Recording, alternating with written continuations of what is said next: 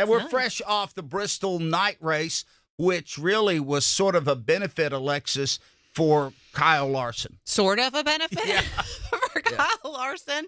Yeah, I mean, you said it in the open. It was lights out for the number 5 crew. They came into Bristol and they set on a mission and they completed it. I mean, pretty much, what was it, 462 laps out of 500. It's been a really long time, especially in the next-gen era where we've seen such a dominating performance that we saw this past weekend at Bristol Motor Speedway. So yeah, it was a Kyle Larson dominance. I usually say a driver didn't leave a lot of biscuits for anybody else. Kyle Larson didn't even leave any crumbs for anybody else. Let's hear from him. Honestly, I feel like we've been really good all year as an organization. It's been really cool to see, Alex and Chase kind of showcase, how fast they've been all year. It really shows how good of a group between the 4 cars we've been. William, you can never count him out. He's so strong everywhere. It's cool you have all 4 into the round of 12, and hopefully we can keep it going. So Kyle Larson wins in a dominating fashion, and he's also the leader in wins this season, Brad Gilley. Yeah, he is. I mean, several trips to victory lane at a variety of different racetracks. And I think the one thing that was the most interesting about that performance on Saturday night, Doug, there was one point in the race where Chase Elliott appeared to be chasing him down in the final laps of the race, got it to within 1 second, and Kyle Larson was like, okay, I've managed my race enough. I'm going to go ahead and start pulling away. He won by over 7 seconds. At That's Bristol. Incredible. That's a half lap. Yeah, that is a half lap at Bristol. Yeah. Alexis, by the way he won this race, in your mind, does this now maybe make him the favorite all the rest of the way of the year?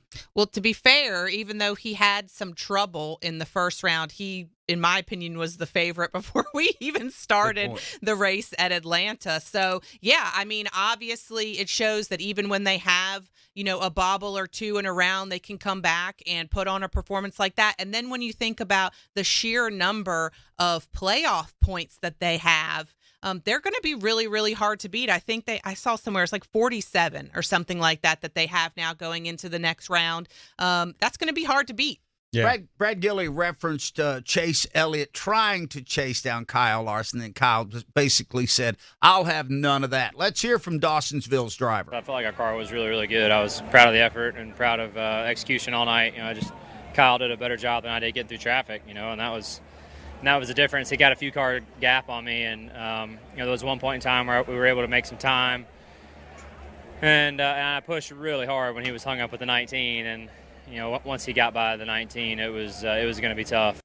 Brad, I thought that was a representative run for Chase Elliott. Yeah, I thought it was. He's been really good at Bristol, had opportunities to win, and, in different ways they faded out. Of course, we remember a few years ago when he and Kevin Harvick had those words after the race and everything. But, look, they literally did on Saturday night what they've done all season long. I mean, they've gone, 2 races with all finishes inside of the top 20, most of those being top 10 finishes.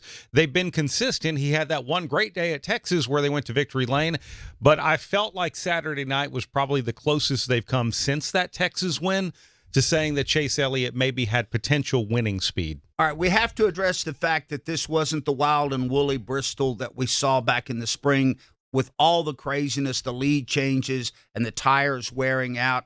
Alexis, any thoughts on why this was a calmer, gentler Bristol night race?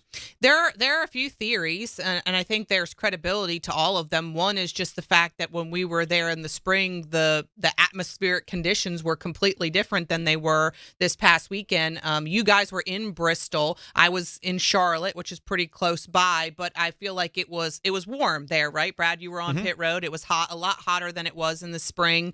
You had a bunch of different rubber laid down from all of the other series that ran before the Cup Series ran. You had PJ1 that was applied. I don't believe there was PJ1 applied in the spring. So there were so many different factors, and you could probably even get further down in the weeds when you talk about the feel of the tire and all of those things. But we left in the spring knowing it was going to be hard to replicate what we saw because of the fact that we didn't even know when we left there why that happened. And so we tried. We brought back what Goodyear said was the same tire, and it didn't pan out the way we thought that it would. So, Brad, it was a lot calmer race. It was a race dominated by Kyle Larson. Can you give any attributes to why you think this was so dramatically different? I think a couple of things. I mean, obviously the tire didn't wear the same. We went 167 laps to the checkered flag from the final pit stop. We couldn't go but 40 laps the last time we were here on the same tire, and drivers and crew chiefs and all of that have their theories. But I also feel one big factor in this was the fact that this was a playoffs race, and you had a handful of drivers that were in a point situation. Denny Hamlin had to make up 6. He said to us right after the race, he said, look, I had a fast car, but I knew I couldn't push it. A 4th place finish for him. Martin Truex Jr. really did have a top 3 car until he had the speeding penalty, but really he wasn't going to push. I think you had drivers like that who were either behind the cut line coming in or ahead of the cut line. Chase Briscoe's another great example that they were going to have a clean race. And I do think with less tire wear and the fact that there were some drivers, they weren't going to muscle their way through, I think that's what contributed to what we saw.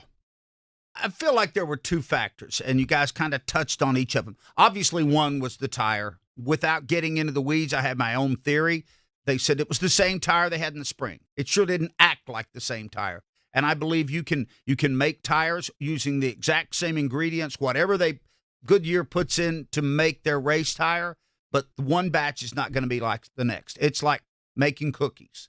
You can cook one batch of cookies, same temps, same ingredients, and they come out different. Am I right, Alexis? You're a better cook than I am. I'm not saying that because you're female. But. I don't know. I don't know if that's true, and certainly not when it comes to baking, because baking is hard. And I think it's because it is. But I think it's because of the fact that you're right. You can do the same thing that you did 5 times before and get 6 different results. And I think you're right. It's exactly like that when you're talking about these compounds, the compounds and things that go into making these tires. But I think that had something to do with it. I don't think you can replicate, even if you do everything identical, what you did before. And the other thing that I noticed during the race, if the playoff drivers got into a certain position on the racetrack and they know they're in great shape, maybe I'm riding in 7th. I know I'm going to make the next round of the playoffs if I stay right here, and that's what they did. Yeah, and look, some of the playoffs drivers just simply weren't good.